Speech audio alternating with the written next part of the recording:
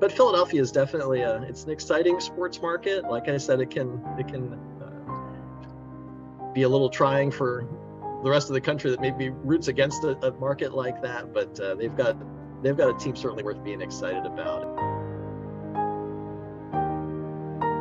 We have Don, and he's here from WGRC, and we're so thankful and grateful to have him on this podcast here, Speak Hope Now podcast. And we're talking about sports, and we got some big stuff going on in the sports world, in the sports realm. And Don, why don't you just tell us a little bit about yourself and what got you into radio sports broadcasting? Yeah, well, thanks for the opportunity. I'd say it's always fun to talk sports and talk football, although I will say I'm a Ravens and 49ers fan, so it's been a pretty brutal postseason as far as those two teams go, but it's still such a fun thing talking, sports. And for me, I was really probably the first one in my family who seemed like, just super fan. If it involved a ball, I tended to watch it on TV or want to play it. So kind of grew up watching, basketball and football and all those kind of things. Baseball was a big love of mine. I grew up outside of Baltimore, so I did gravitate towards the Orioles and the Colts at the time when I was young. And so it's just a lot of fun with that. My parents started to get interested because I think they realized if they wanted to have a good way to connect with their son, they needed to learn a little bit of sports. So that was kind of neat. But for me, I enjoyed playing it, but it was one of those things I knew pretty early on I probably wasn't going to be a super athlete. But I would listen to announcers like Johnny Holiday. He was longtime broadcaster for Maryland sports. So he did their football and their basketball and all that type of thing. And I just loved listening to it on the radio and watching it. And as I got into high school, I kind of thought more and more about broadcasting. So a variety of different things sparked my interest with that. I had a really encouraging high school speech teacher who we were doing public speaking and things. And so she really encouraged me. And I went to college. I went to what's now Messiah University and graduated with a radio, television, film degree. I didn't know how I was going to per se use it, but I was interested in news and sports. And they had a program where you spent some time at Temple University. And one of the cool things there was I didn't know what I was doing, but I got a chance to cover the Eagles and the Phillies. And I was there in '93, so I covered a World Series game. And just, being on the field and learning how to be in a professional locker room and what to do at press conferences. And then obviously just executing the radio stuff. I had no clue what I was doing, but I was learning. And so that was kind of my first taste of it. And I've worked in a variety of different radio settings through the years. God opened the door for me at WGRC in '98. So I'm coming up on 25 years there, a variety of different things that we've done. And one of the things for about the last 20 years has been announcing high school football. So that's been a really neat outreach into the community. I love doing it. I love the guys I work with as we announce the games. And it's just fun to get in the community and watch sports, but then talk faith at the same time. It's just been really, really a lot of fun. Talk to us a little bit about your experience there with the Philadelphia Eagles, some of your thoughts and insights, throughout the years, even up to this present day. Well, it's interesting. I'm just thankful for some of the neat atmospheres, environments I've been in. I mentioned back in college, being at the time Veterans Stadium. Wasn't the greatest stadium in the world for sure, but there were some big moments that happened on those fields, and we would be in the press area, but then you could go down on the field and be down there for about the last 5 minutes of the game. I remember watching, the Eagles and the Giants, big rivalries like that. And it's a passionate sports market, as we know in Philadelphia. And I know it can annoy the rest of the country, but they do love their Eagles. They are loyal and sometimes tough on them. They've got a really good team that they're excited about this year. I think it's probably better overall as a team than maybe the one that won the Super Bowl just a few years ago. And we'll see, if they're able to put that game together. But, it was at the '93 World Series. It was a long game against the Blue Jays that the Phillies lost in the rain. 15-14, I think, was a very memorable a game like that. But it's very, very, very, passionate sports market. And, just covering some of those games, the interesting characters that move through in sports, whether it's the Darren Daltons and Pete Incaviglia in baseball, or the very first athlete. I remember remember not knowing what I was doing in media. And so you just kind of would go around trying not to mess anything up. And we would be in the locker room, and you're kind of looking for interviews. So a lot of times I would just put my microphone in where everyone else was putting it in there, and then write my stories off of that. And at one point I thought, okay, I need to learn how to ask an athlete a question. And you maybe wouldn't guess who my first one was that I picked. It was after an Eagles game, and went up to Herschel Walker. And it was like asking him a question about receiving and running the football that day. And I thought, wow, what am I doing here? But you know, again, in time, you kind of learn how to handle those types of things. But Philadelphia is definitely it's an exciting sports market. Like I said, it can be a little trying for the rest of the country that maybe roots against a market like that. But they've got a team certainly worth being excited about, and just the atmosphere. I'll give a shout out to Penn State as well. Of all the places I've ever been, and I've never been to a Super Bowl, but being at Beaver Stadium, a primetime game, that is quite an electric atmosphere. It is. And so it's just, again, it just shows the passion that people have for athletics, and it's great ways to have conversations with people. You can get into sports talk pretty quickly, and if you can find ways to talk about faith, and it's definitely opens some doors.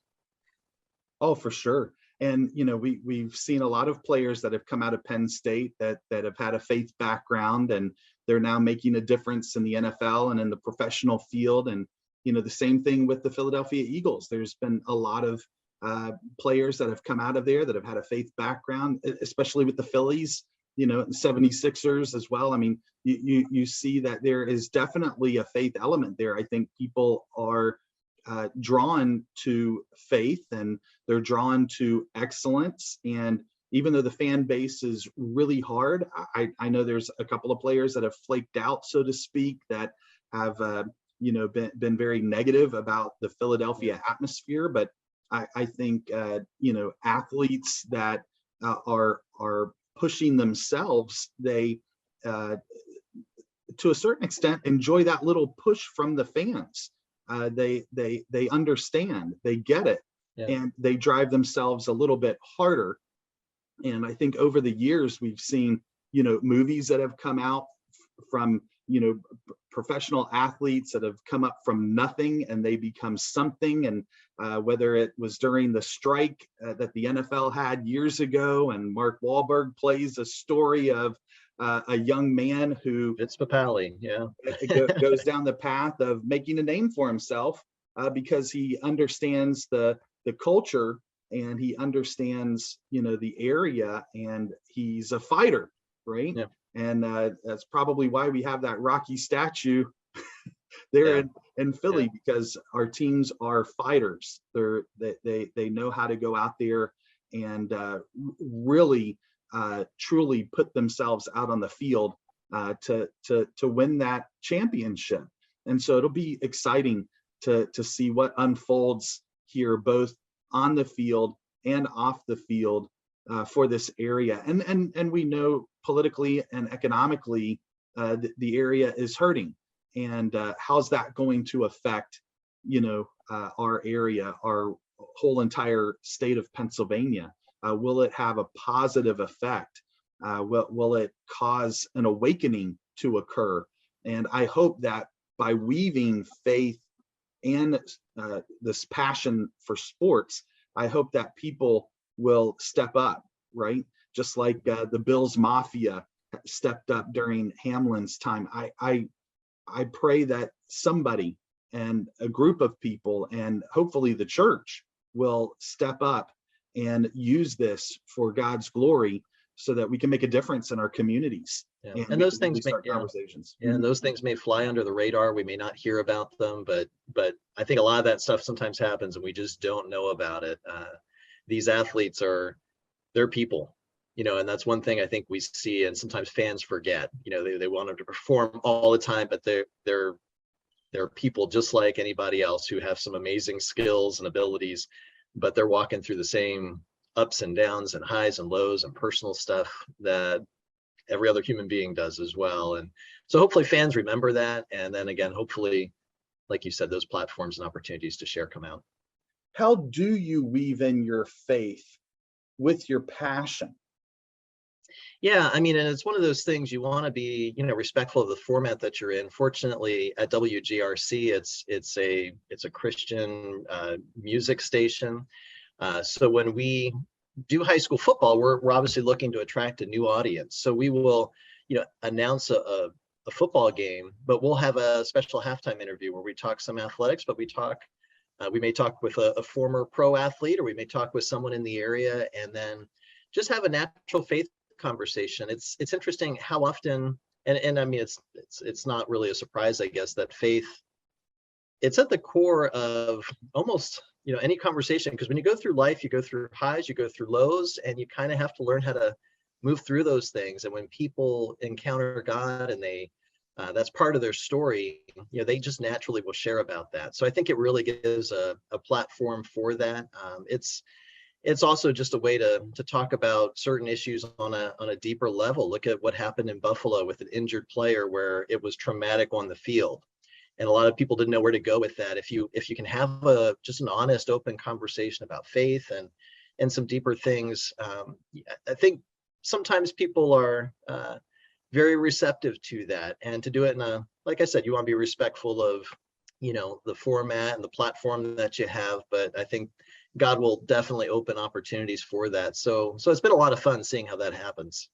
Yeah, planting that seed is definitely important, and I think having those conversations and just open-ended, I've seen a lot of great things come from just casual conversations. And even though you're playing a role in a media and on a media platform, having that conversation can open up a whole realm of thought process for that person that you're interviewing, and can cause them to go down the path of remembering, right, what was said and what was shared. And it can cause something to take root in them so that they can be a little bit more bold about their faith. I like some of these NFL athletes that will go down the path of sharing boldly about their faith after a game, and they give glory to God, or they give credit to their Christian upbringing, or they'll share very specifically that they are a follower of Jesus Christ. And it is just incredible to see the ramifications and the discussions that come from that, right? It can be good, it can be bad. And it's just powerful to see unfold in our society today. We need to have more people like you, and more people that have that passion, not only for sports and athletics, but also for God, to make that impact. And I think what you're doing is powerful, because you're reaching out to teenagers, right, and their families at a very early stage in their athletic career. And there's been a lot of good athletes that have come from our region, be it Scranton, Wilkes-Barre, even Columbia County, Luzerne County. We've seen a lot of athletes that have had their early starts here in this area, and they've gone on to produce at either the Division 3, 2, 1, or they've gone on to have a little stint in the professional realm of sports. And so your impact is incredible, and it has no ceiling to it. So just kind of segueing here, what players have you come in contact with that you've been able to see grow in their athletics at the next level, whether it be in college or in professional sports? Who have you come in contact with? Who have you interviewed? Who have you been able to share, your faith and your passion with? Yeah, and as you talk about that, one of the things, I want to give a little shout out to like Fellowship of Christian Athletes.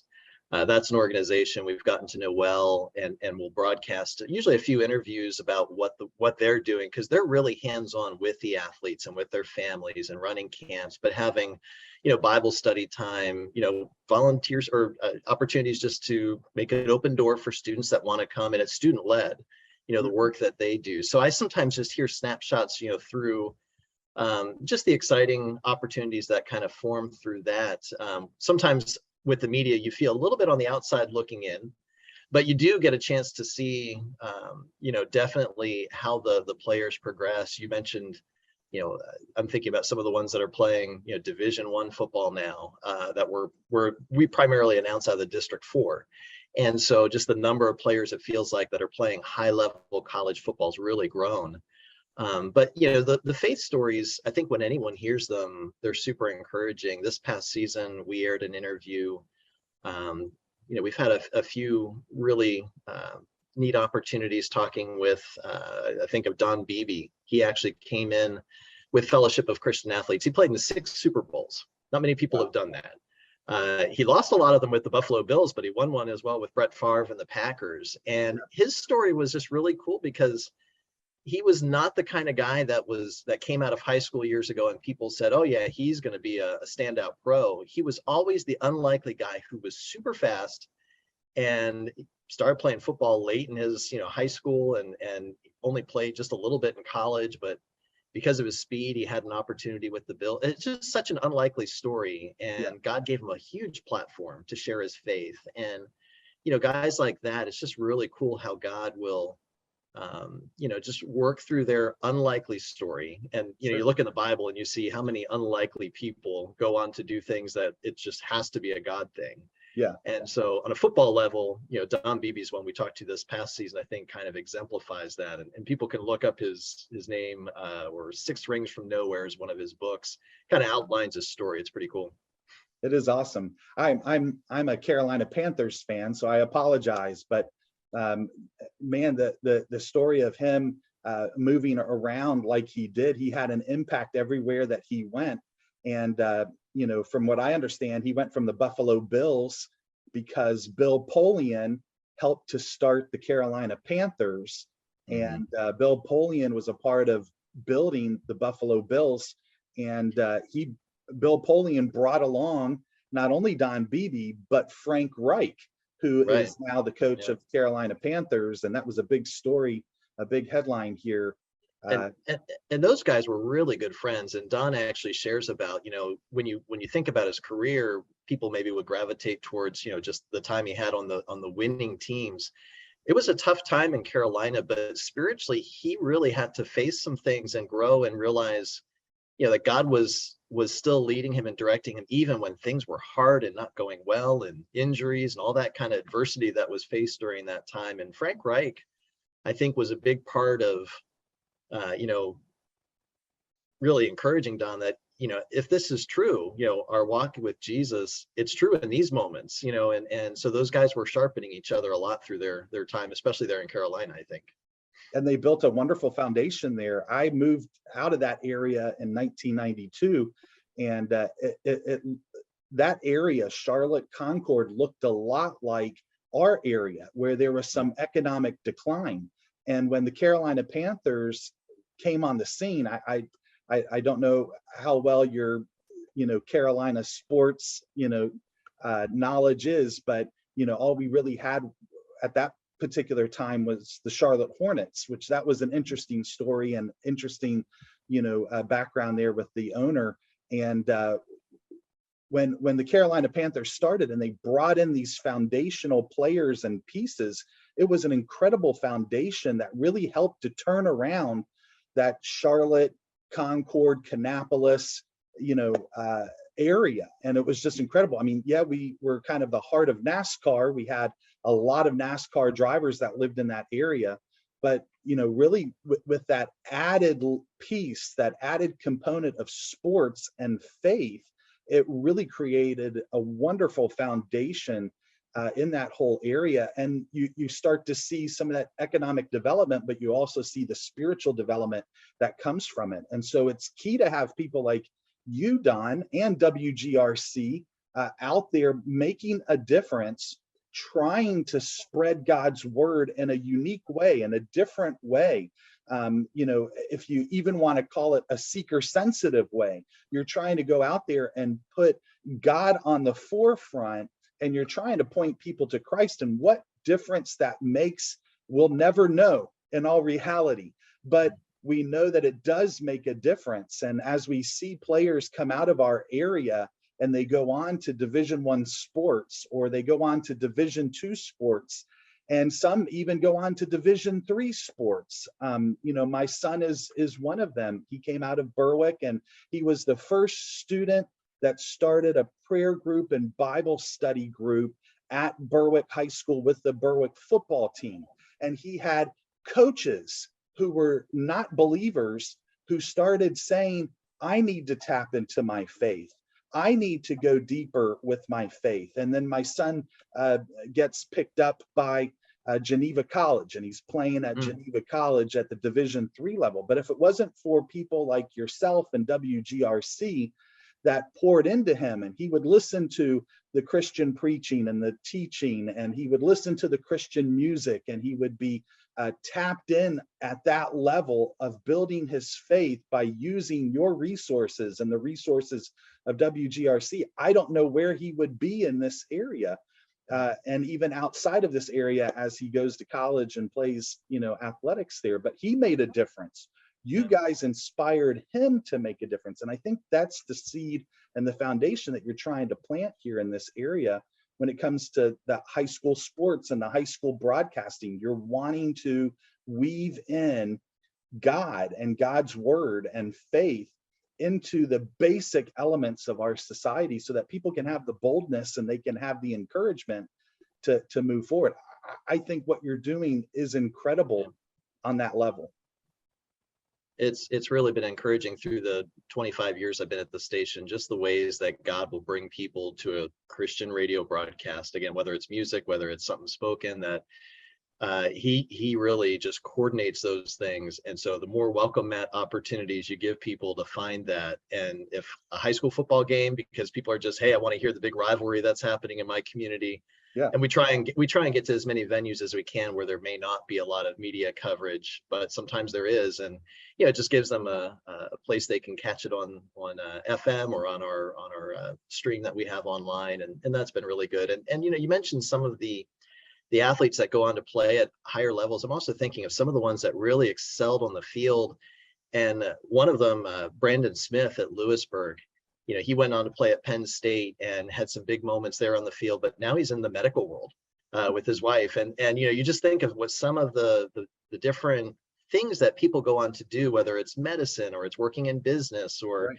ministry or whatever it might be, and the things that they learn and grow from their time, playing a disciplined sport, learning to be a good teammate, all the things and values. If someone's well coached and in the right atmosphere, it really can be some neat building blocks, for whatever, they may go on to do in life. And the connections that they have, the connections that they make is going to be crucial.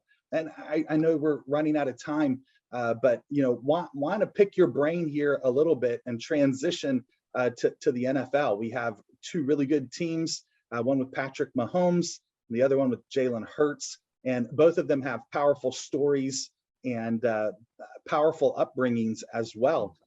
Tell me, what are your predictions, right? What are your predictions? And I know here we're in the state of Pennsylvania, and Right. We don't want to. I have no allegiance, though. I have no allegiance. I'll try and be totally unbiased with this. And it's interesting. Those guys do have really neat stories, and I guess my best prediction will be that no one's prediction will probably come totally through, because it's a very unpredictable league. You can have two teams that, and I think clearly these are two of the better teams for sure. And it's one of those things, though, that we've seen recent games where the Eagles may just barely beat an opponent that you would think they would roll over. Same thing for the Chiefs. They narrowly beat the Broncos at the end of the season in a big, it's a topsy-turvy league, and it's really who's going to be better on that given day. Yeah. The Eagles really have a very complete roster. They've got a lot of playmakers. I've always thought Hurts was a good quarterback. I liked watching him in college, and he's athletic and he does so many things well. I think when you give him all the weapons that he has now, it doesn't shock me at all that he's shining. Maybe it's surprising a lot of people. So, I mean, they're going to be really tough for that Kansas City defense to handle. But they do come through with some big moments and are opportunistic as well. And I wouldn't count them out. They've got a good pass rush with Chris Jones up front. And the offense, I think the biggest thing for Kansas City, they're going to have to put points on the board. And losing a lot of wide receivers in that last game. They lost Toomey, they lost Schuster, and there was another receiver that went down as well. It's going to be important to get some of those guys back to give Mahomes weapons who can get some separation in that Eagles secondary. Sometimes that Eagles defense really, really looks tight. It has in recent weeks, but we also saw the Cowboys put 40 up on them, which, you don't know what's going to happen. I think it's going to be an entertaining game. I think it will be too. And it should be very interesting. And, I'm also looking forward to the testimonies that come from all those players who put their all on the field, and they also give glory to God. Just like you're doing, Don, you're giving glory to God. You're serving the Lord. You're living for him. You're allowing his light to shine. And thank you so much for being here and sharing your testimony and sharing with us how we can weave our faith in with our passion, especially when it comes to sports. And man, keep it up, keep it going, and we're rooting you on.